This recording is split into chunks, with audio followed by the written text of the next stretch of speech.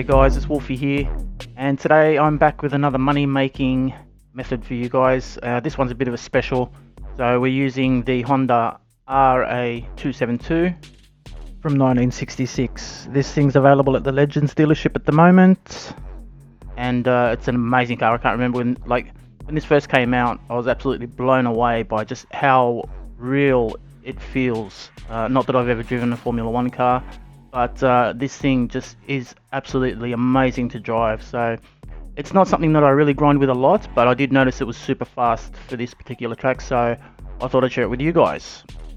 So as I was saying, it's currently available at the Legends dealership, and it'll cost you $2.5 million credits. However, for me it was the best 2.5 mil I've spent in this game thus far. So yeah, I think definitely worth it to have the car and to drive, and give it a go at this grind and see if it works for you. So we're using the Sports Hard tyres front and rear.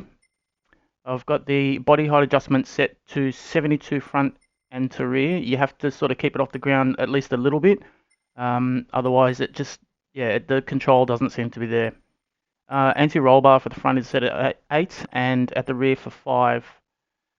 Dampening ratio compression is 34 at the front and 35 at the rear. Expansion is 46 at the front and 45 at the rear. Natural frequency is 2.65 at the front, 2.60 at the rear. Got 3.0 negative camber at the front and 1.7 at the rear.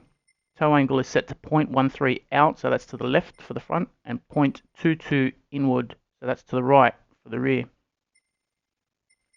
As for the differential, it's a stock differential. I've set it to 12 for the initial torque, 25 for the acceleration sensitivity, and braking sensitivity at 45.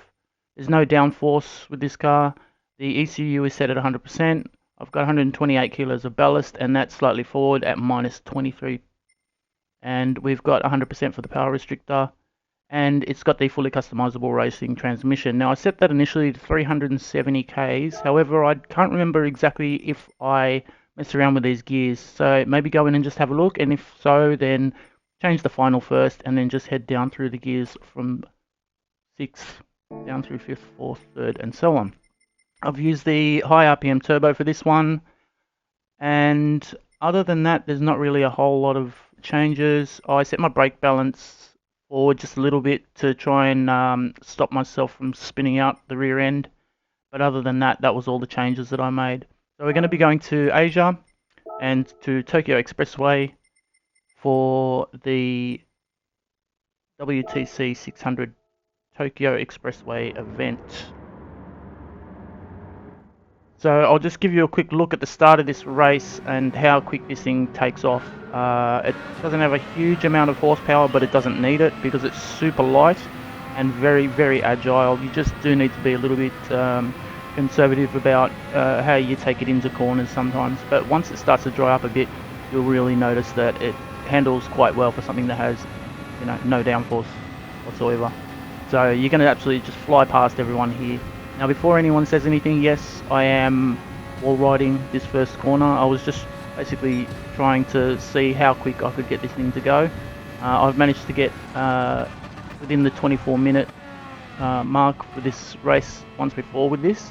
However, it was before update 1.31, so I was just trying to see if I could sort of do the same, and it seems you can. I made a bit of a mess with this one, but as of for the first lap, you just want to take it a little bit easy and get a feel for the car, and it's still quite wet for the first lap, so you want to brake before the 200 there, definitely, at least on the first lap, and just be a little bit careful about accelerating out of corners. I was sort of short shifting to avoid spinning out.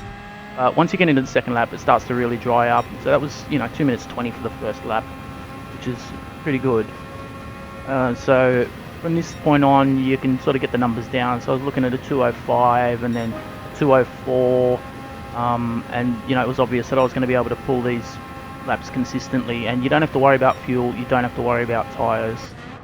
There is a little bit of wear towards the end, but it's nothing too major. So by lap 9, I was starting to overtake some back markers, which is a bit of a headache. I accidentally left it on medium difficulty, with this race. So I would definitely advise putting it on hard difficulty, because it just means that the AI is going to be a little bit faster and you're not going to have to lap them all, you know, before races end. So yeah, they're going to really slow you down towards the end of the race. So if you can have it on hard difficulty, you're going to be better off. As you can see, I almost hit them there. Just let off the brake and scoot through so that I didn't touch them, because I was trying to get my clean race bonus and trying to avoid them at the same time. But you shouldn't have too much trouble keeping yourself away from them. It's just throughout some of the corners.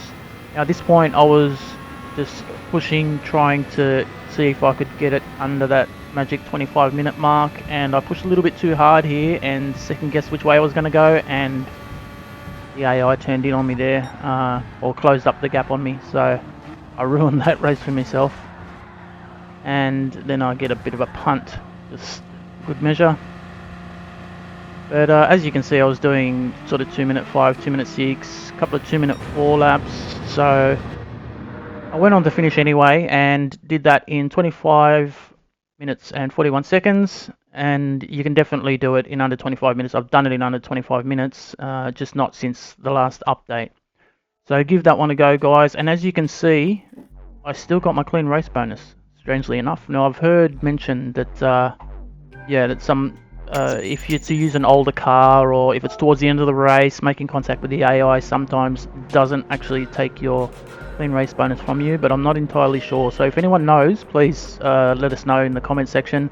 And if you've got any good ideas, you know, for tunes or anything you'd like me to try, please leave something in the comment section. I'm always happy to try out some new stuff. I actually really enjoy doing this.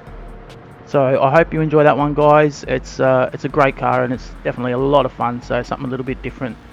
So until next time, guys, take care. Bye.